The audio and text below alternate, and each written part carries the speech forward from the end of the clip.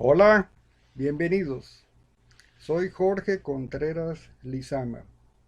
Soy instructor de la Escuela de Técnicos en Urgencias Médicas de la Cruz Roja Mexicana y soy integrante de la Comisión de Seguridad de esta provincia Yucatán de la Asociación de Scouts de México. Es precisamente el organismo que promueve esta serie de eventos de capacitación en línea destinado a ti, a todos nosotros los que formamos parte de esta ASMAC, de esta Asociación de Scouts de México. ¿Qué es lo que pretendemos el día de hoy lograr, chicos y chicas? Conocer cuáles son las emergencias relacionadas con la exposición de cualquiera de nosotros a un ambiente extremadamente caliente. Saber qué hacer si nos encontramos en medio de ella, estar preparado física y sobre todo con conocimientos para poder abordarlos. Con eso vamos a salir el día de hoy. ¿Por qué? ¿Cuál es la justificación? Las actividades escultistas, ese gran juego que diseñó Baden Powell hace muchos años, nuestras actividades escultistas precisamente son concebidas, son desarrolladas, son realizadas básicamente en contacto con qué? Pues con la obra de Dios, ese gran escenario que Dios nos dio, que es la naturaleza. Y por la misma condición, por las mismas características de nuestra actividad, pues entonces vamos a tener situaciones de riesgo, ¿verdad? Se trata de enfrentarnos a ellas precisamente con lo que platicábamos, con el conocimiento y con la actitud adecuada para poder contrarrestar. Hoy vamos a ver situaciones de exposición al calor y qué hacer al respecto. ¿De acuerdo? Vamos a empezar. Entonces, emergencias por calor, ¿qué entendemos por ellas? Son las propiciadas por nuestra exposición a temperaturas altas. ¿Y cuál es el problema que se deriva de esto? Pues que nuestro organismo está diseñado para lograr un equilibrio, para defendernos. Y a pesar de que hay una situación de calor extremo alrededor nuestra, nuestro organismo siempre procura mantener una temperatura promedio que es la que necesita nuestro cuerpo para poder mantenernos de manera sana, para poder seguir teniendo nuestros estables nuestras condiciones de salud. Entonces ese equilibrio se puede romper porque es demasiada la agresión de los elementos de la naturaleza y nuestra temperatura puede, en el caso que estamos analizando, irse para arriba. Esa situación es inaceptable. Inaceptable porque va a tener consecuencias de salud tarde o temprano. Entonces, la emergencia por calor se da porque no podemos mantener ese equilibrio entre las temperaturas que hay en el exterior y en la nuestra, en la de nuestro cuerpo, en la de nuestro organismo. Para eso tenemos que entender que hay algunas cosas que nos hacen más vulnerables a las temperaturas altas. ¿Cuáles son estos factores de riesgo? El consumo de alcohol, las medicaciones, las que nos dan el mismo doctor o peor, la que nos damos nosotros mismos sin que el médico nos las haya dado. Esas, aunque necesitemos esa medicación, simplemente nos va a poner a lo mejor en condiciones de riesgo en situaciones de temperaturas altas. La deshidratación. Nuestro cuerpo está hecho fundamentalmente con líquido, aunque no lo parezca. Ese equilibrio también de líquidos es imprescindible que se mantenga. Deshidratación implica que tenemos menos líquido en nuestro cuerpo del que deberíamos de tener. Entonces es un factor de riesgo. Y esa deshidratación se va a incrementar cuando nos encontremos en una situación de calor extremo. ¿Ok? Desde que nos concibieron, desde que el escultismo se creó, BP diseñó un uniforme adecuado para actividades de campo, porque sabía que nuestra actividad nos iba a exponer a los elementos. Diseñó un pantalón corto, una camisola ruda, una protección a la cabeza, ¿sí? Desde sus principios diseñó y nos sugirió que nos protejamos de la manera adecuada. No vamos a utilizar a lo mejor un sombrero scout tradicional, pero siempre debemos de tener una gorra, un paliacate, un buff, algo que nos mantenga aislado del ataque de los elementos externos. Entonces, eso es muy, muy importante. Dentro de las cosas primeras que aprendemos para enfrentarnos a las actividades escultistas es cuando preparamos nuestra mochila, saber cuáles son los elementos que nos van a ayudar a tener un mejor desempeño. Y esto es la vestimenta apropiada.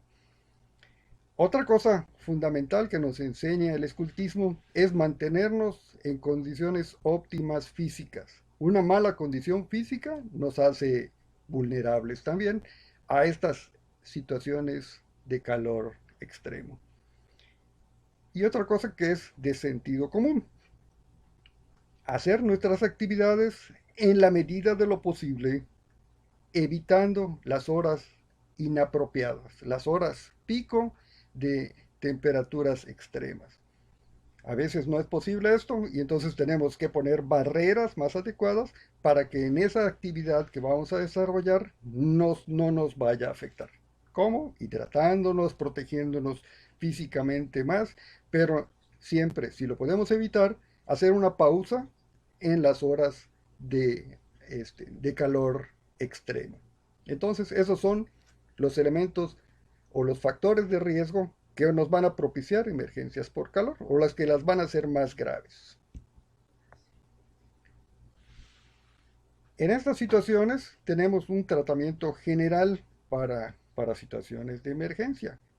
Muchas de estas van a ser para cualquier emergencia de primeros auxilios y por eso están acá señaladas en rojo.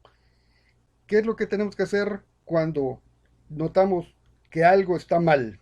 Ya sea para nosotros o para alguien que está junto a nosotros desarrollando esa actividad. El compañero de patrulla, el lobato, nuestros elementos.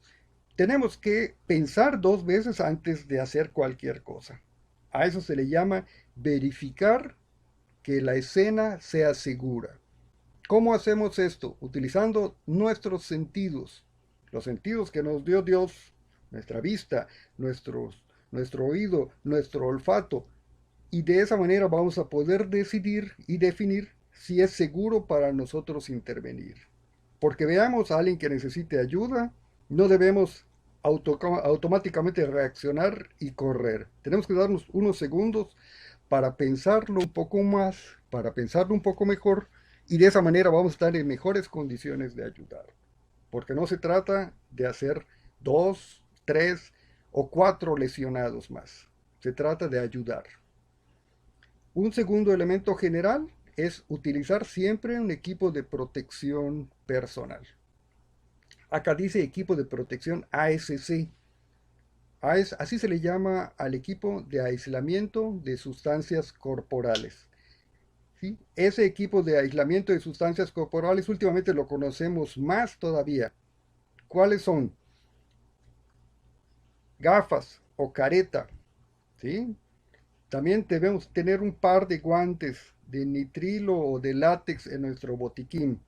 Y uno más es el famoso cubrebocas, algo que es muy común ahora utilizar, pero siempre debemos de tenerlo en nuestro botiquín, pues de sección o de grupo o el personal.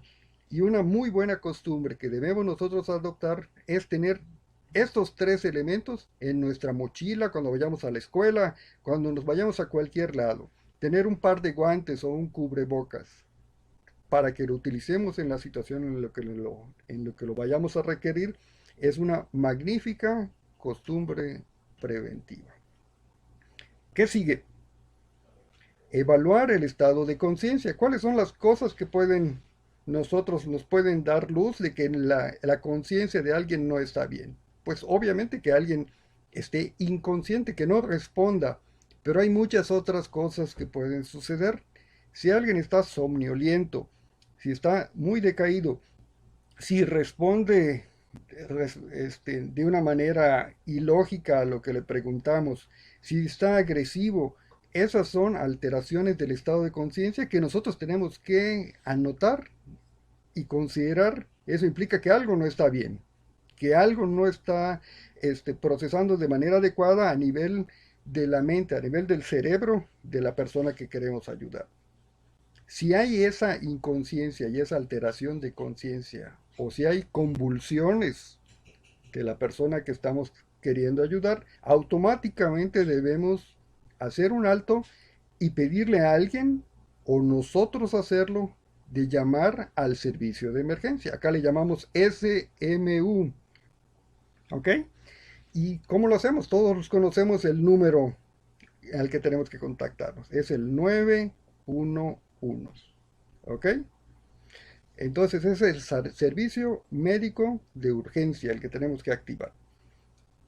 ¿Y qué sigue después? Entonces ya dar el tratamiento adecuado de acuerdo a la emergencia que nosotros vayamos a encontrar. ¿Ok? Eso es lo que vamos a aprender hoy. ¿Cuáles son las emergencias de este gran rubro de cosas que son las de enfrentarse a situaciones de calor extremo?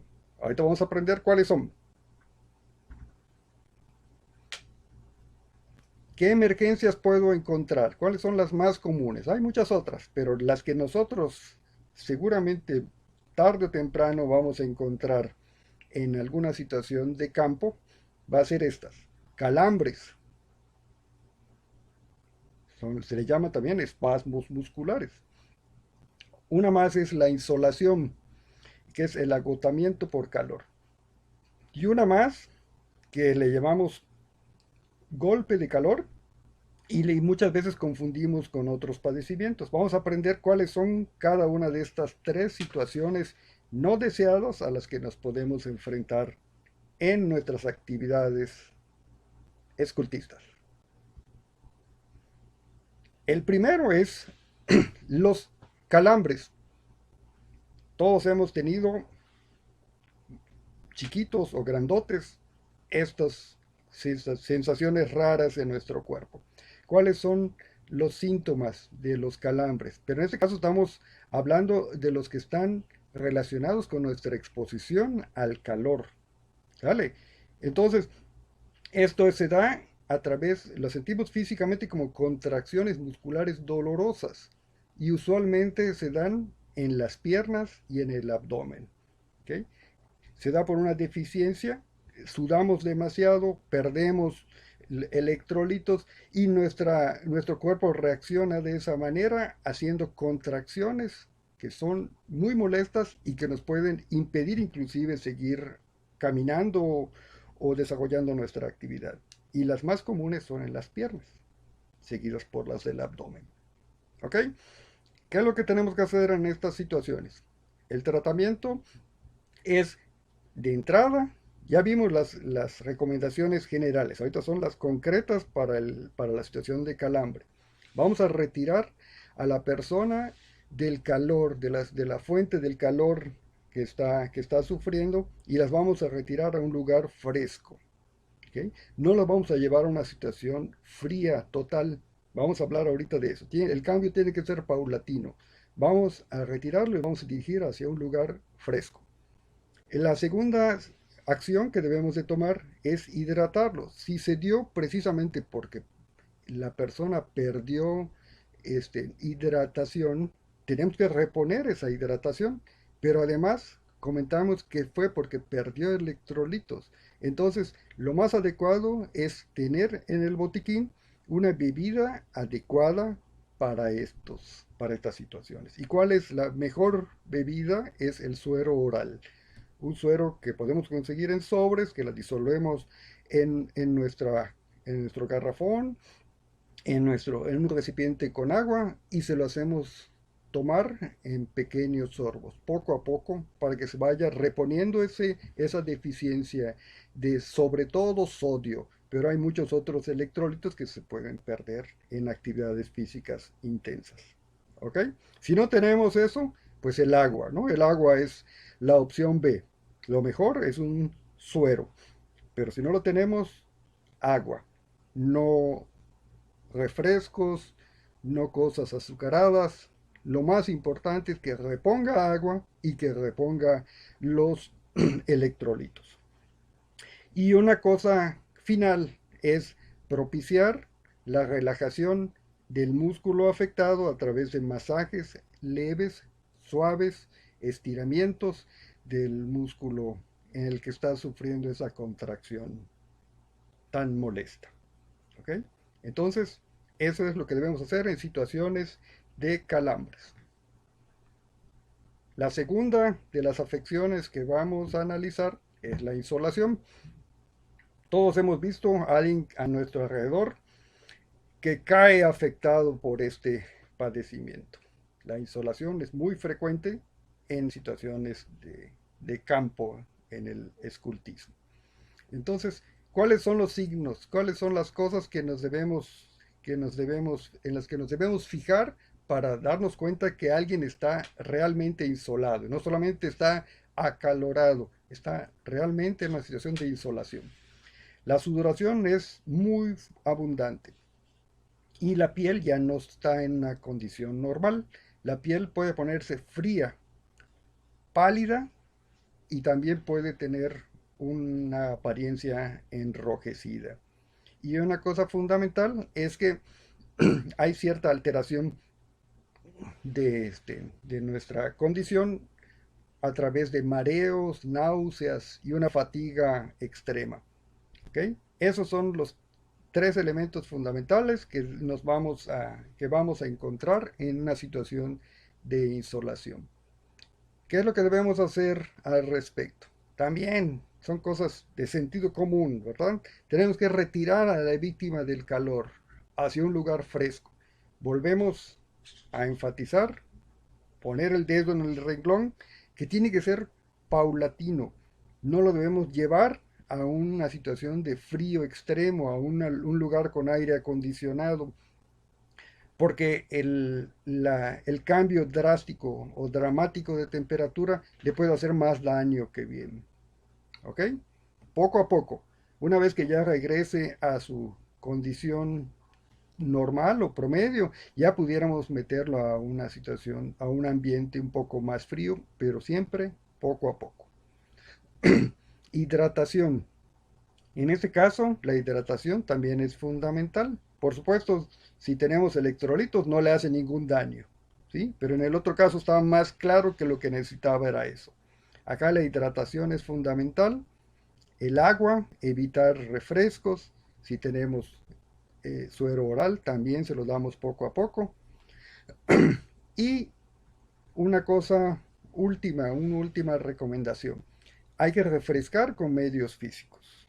¿Sí? Mojamos nuestra pañoleta, mojamos una ropa adicional y se la ponemos en la frente, en el abdomen, en las axilas, en los lugares que nuestro cuerpo aumenta mucho más su temperatura y a las que hay que contrarrestar físicamente para que logre ese equilibrio del que hablábamos. Entonces hay compresas con agua fresca, de nuevo, señalando que no deben ser frías, que no debemos utilizar hielo para que los cambios o el retorno a la temperatura normal sea así, poco a poco, paulatina. ¿Ok? Y por último, el golpe de calor. Es una expresión que utilizamos con demasiada rapidez, con demasiada facilidad. El golpe de calor no es sentirse extremadamente caliente. Tiene que cumplir algunas condiciones para que se dé este padecimiento, que es un padecimiento es una emergencia de riesgo vital. Es decir, que está poniendo en riesgo nuestra vida si nosotros nos enfrentamos a ella. Golpe de calor es la menos común de las emergencias asociadas al calor que estamos analizando el día de hoy, pero es con mucho la más grave.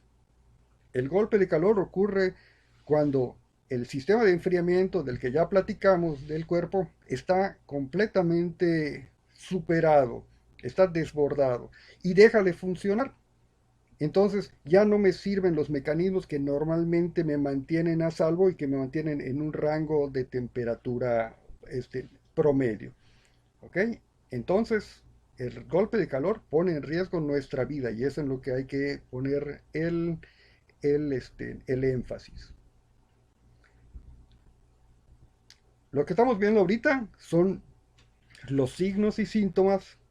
Signos son los que percibimos, ¿no? Y los síntomas son los que percibe la persona involucrada. Esa es la diferencia entre signos y síntomas. Las cosas que van a determinar que el golpe de calor está presente son estos tres que estamos enlistando. La temperatura está muy alta, inaceptablemente alta. Tiene una temperatura de 40 grados centígrados o más. ¿Ok? Hablábamos hace un rato de la conciencia, del estado de conciencia alterado. En el golpe de calor necesariamente se encuentra esta alteración del estado de conciencia. La persona puede estar inconsciente o tener cualquiera de las alteraciones del estado de conciencia que ya comentamos. Conductas irracionales, respuestas no lógicas, delirio, agresividad, esas situaciones que nos demuestran que su cerebro no está recibiendo la oxigenación suficiente para mantenerse en una condición adecuada, nos dan mucha luz, nos prende los focos rojos de que el golpe de calor está presente. Y hay una tercera condición muy importante que tiene que presentarse para que se configure este golpe de calor. Tiene que haber poca o ninguna sudoración. Es decir, en cualquiera otro de los padecimientos que analizamos, la persona suda y suda muchísimo, ¿okay? Porque es lo que nosotros asociamos con una situación de calor extremo. Pero acá el sudor deja de ser posible porque nuestro cuerpo ya se dio por vencido, ya no tiene la capacidad de aplicar los mecanismos de respuesta para mantenernos en una temperatura adecuada. Entonces, ¿qué vamos a encontrar? Muy poca o ninguna sudoración. ¿Okay?